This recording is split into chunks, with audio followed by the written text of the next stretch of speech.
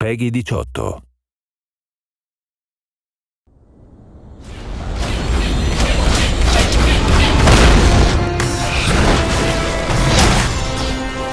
There's nothing better than encountering a monster and just having a hell of a time trying to kill it.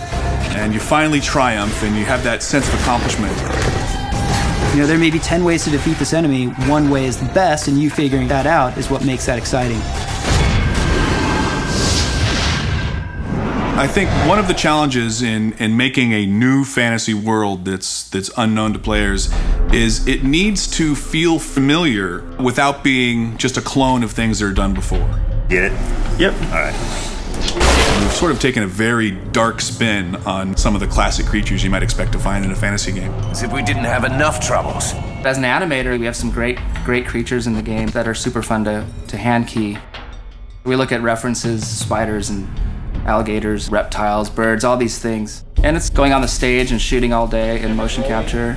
Action. The studio here is great to just fire it up. You could take an idea, motion capture it, process it, and put it in the game, on the same day.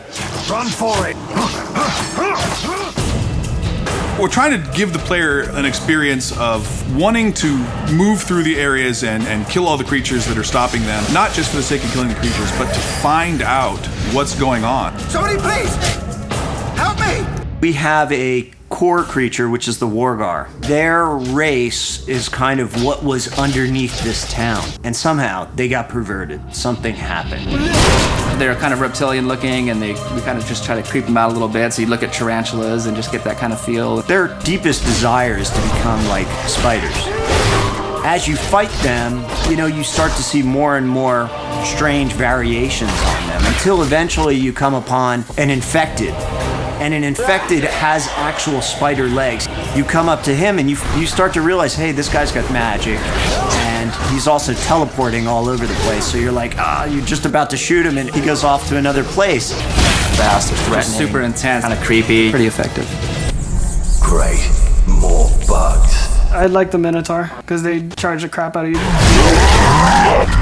They're powerful figures. They have big chests and arms, but their heads are a little emaciated, and they have some twisted, vicious-looking horns. What we wanted out of a creature like this was something that was going to run and smash into things and just send the players flying if they weren't too careful. I'm loving the assassin right now. She's a very kind of sexy, quick character that takes on the guys and pops through different environments. Basically, her head is on a staff.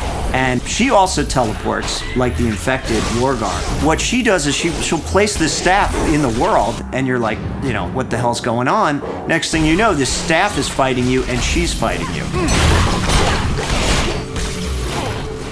Anuvan is the dark force behind whatever badness is happening throughout the land.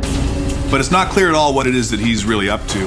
And we reveal that to the player slowly throughout the course of the game, and ultimately you find out who he is, and what he's up to. Good for you.